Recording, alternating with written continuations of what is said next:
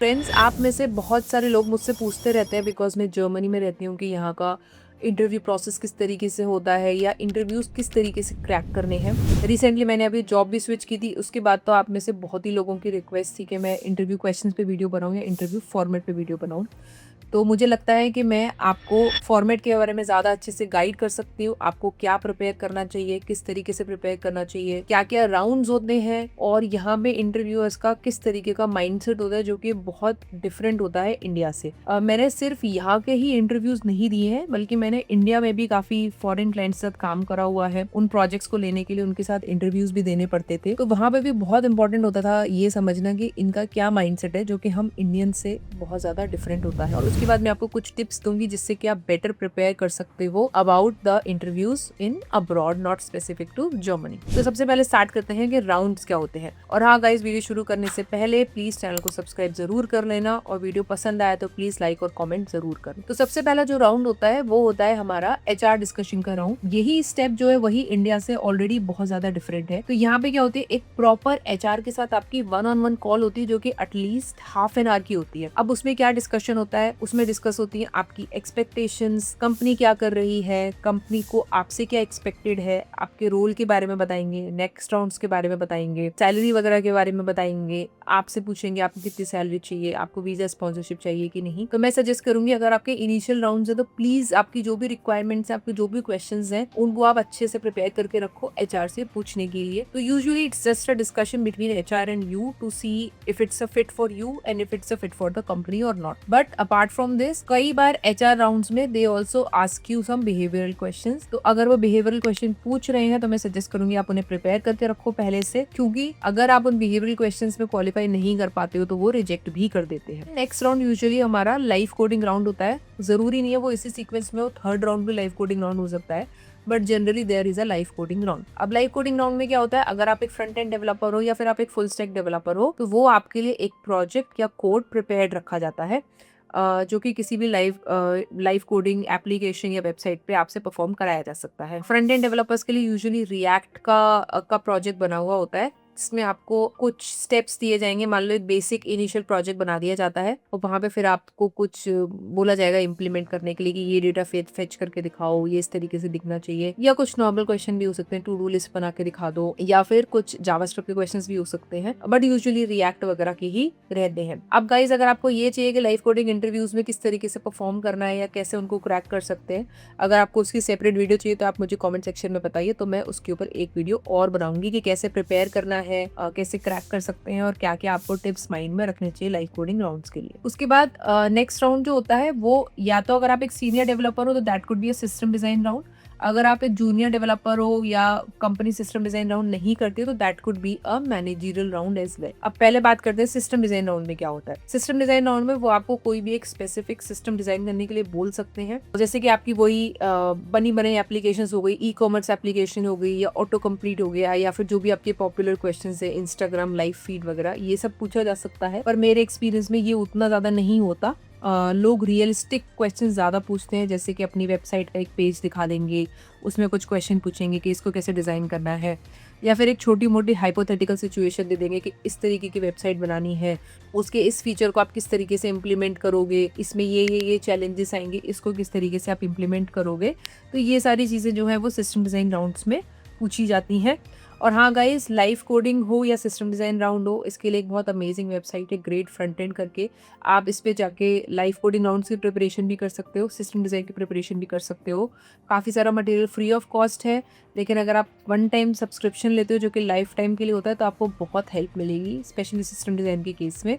तो मैंने आपको पिन कमेंट में आपको मेरा रेफरल मिल जाएगा, वहाँ से जाके अगर आप लोगे तो आपको ये डिस्काउंट भी मिलेगा इस पे कुछ। अब बात कर लेते हैं मैनेजरल राउंड की, कि मैनेजरल राउंड में क्या होता है अगर आपका सिस्टम डिज़ाइन राउंड नहीं हो रहा है या आपका एक सेपरेट मैनेजरल राउंड है। तो देखो, सबसे पहली मोस्ट इंपॉर्टेंट चीज़ मैनेजरल राउंड के लिए आपके रिज्यूमे से क्वेश्चंस पूछे जाएंगे काफ़ी ज़्यादा, कि आपने ये चीज़ कैसे इंप्लीमेंट करी, इसमें आपने क्या क्या स्टेप्स लिए, तो उसको आप अच्छे से प्रिपेयर करके रखना। आपके पास्ट एक्सपीरियंसेस के बारे में पूछा जा सकता है कि आपने पास्ट में ये चीज़ को कैसे करा था, या आपकी सबसे बड़ी अचीवमेंट्स क्या है। उस तरीके के कुछ कुछ बिहेवियरल क्वेश्चंस भी हो सकते हैं, आपको उनको भी अच्छे से प्रिपेयर करके रखना है। इसके अलावा कभी कभी कुछ वही अगेन हाइपोथेटिकल टेक्निकल क्वेश्चंस भी पूछे जा सकते हैं, जैसे कि हमें एक इस तरीके की एप्लीकेशन बनानी है तो इसमें आप कैसा आर्किटेक्चर प्रेफर करोगे, आप मोनोलिथ प्रेफर करोगे या माइक्रो फ्रंट एंड प्रेफर करोगे, या फिर इसमें हमको ये चीज़ इंप्लीमेंट करनी है, स्टाइलिंग के लिए किस तरीके की लाइब्रेरीज यूज़ करोगे।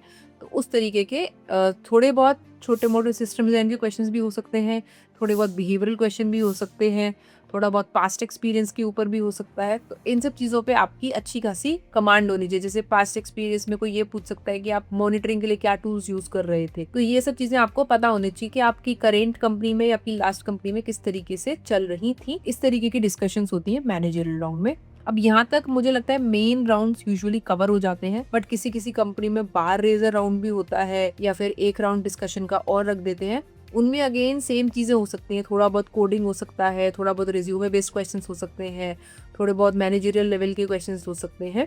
तो इन सब का मिक्स ही रहता है, लेकिन मेन जो प्रिपेयर करने की चीज़ें हैं वो ये 3-4 चीज़ें ही होती हैं जो मैंने आपको अभी तक बताई हुई हैं। ये सारे राउंड जब आपके क्लियर हो जाते हैं उसके बाद फाइनली फिर से आपकी एचआर के साथ डिस्कशन होती है, जिसमें आपको आपकी ज्वाइनिंग डेट, कॉम्पेंसेशन, इस सब के बारे में आपसे डिस्कशन करी जाती है। ये तो हो गया राउंड्स के बारे में। दूसरा जो मैंने इंपॉर्टेंट टॉपिक आपसे बोला था कि माइंडसेट, यानी कि इन लोगों का माइंडसेट किस तरीके से होता है या ये किस तरीके से किसी भी कैंडिडेट को जज करते हैं। तो यहाँ पे इंडिया की तरह कोई भी कॉम्प्लेक्स कॉम्प्लिकेटेड चीज ज्यादा नहीं पूछी जाती। जैसे मैं अगर आपको एक एग्जांपल दूं तो मुझसे आज तक रिडक्स किसी ने भी नहीं पूछी, जबकि मैंने पता नहीं कितने इंटरव्यूज दे दिए यहाँ पे, लेकिन इंडिया में पता नहीं हजारों बार पूछी जा चुकी थी। या फिर कोई बोलेगा कि फाइबर या वर्चुअल डॉम वगैरह के बारे में भी बहुत ज्यादा किसी ने नहीं पूछा है। हालांकि मैं ये नहीं बोल रही कि आपको प्रिपेयर नहीं करना, you should know about the basics, you should know the in depth concepts, but यहाँ पे इस तरीके से नहीं बोलते। यहाँ पे ये लोग एक्सपेक्ट करते हैं कि आपको पता हो आपने क्या काम करा है, क्यों करा, क्या चीज़ किसी लिए इम्प्लीमेंट करी, और आपकी बेसिक्स पे कमांड अच्छी हो। जैसे अगर आप लाइफ कोडिंग में आप कोड लिख रहे हो तो you should know what you are writing, और हर चीज का मीनिंग आपको पता होना चाहिए, क्योंकि वो लाइफ कोडिंग में आपसे एक छोटी सी चीज को लेकर क्वेश्चन पूछ सकते हैं कि ये क्यों कर रहे हो, तो आपको वहाँ आंसर पता होना चाहिए। ऐसा नहीं है कि आप बस एक तुक्के से कुछ भी कोड लिख के उसको फिट करने की कोशिश कर रहे हो, ऐसा नहीं होना चाहिए। तो they want you to have good command on your basics and on your concepts. इनका हमेशा फोकस रहता है कि आपको बेसिक्स या फिर आपको कॉन्सेप्ट्स की प्रॉपर नॉलेज हो। ठीक है, अब ये कैसे करना है इसके लिए आते हैं हम टिप्स के ऊपर। आप बोलोगे कि अरे एक दो चीजें बेसिक नहीं पता हुई तो मैं पूरा रिजेक्शन ही हो जाएगा, तो वो कैसे कवर करनी है। मेरे हिसाब से कोडिंग की प्रैक्टिस होना बहुत इंपॉर्टेंट है, क्योंकि वो आपकी बहुत सारी चीजों को कवर करती है। तो सबसे पहले टिप पे आ जाते हैं। लाइव कोडिंग के लिए जितनी कोडिंग प्रैक्टिस कर सकते हो उतनी करो, without using any intelligence, without using any AI. आपको खुद से प्रॉब्लम स्टेटमेंट देखनी है, खुद से बैठ के कोड लिखना है, और उसके साथ साथ आपको टाइमिंग भी करनी है। तो आपको ये टाइम एनालिसिस भी करनी है कि कितने टाइम में आप एक छोटी प्रॉब्लम को सॉल्व कर ले रहे हो, कितने टाइम में प्रॉब्लम समझ रहे हो, कितने टाइम में आप उसका कोड लिख रहे हो। ये सारी चीज़ों की भी आपको प्रैक्टिस करनी है।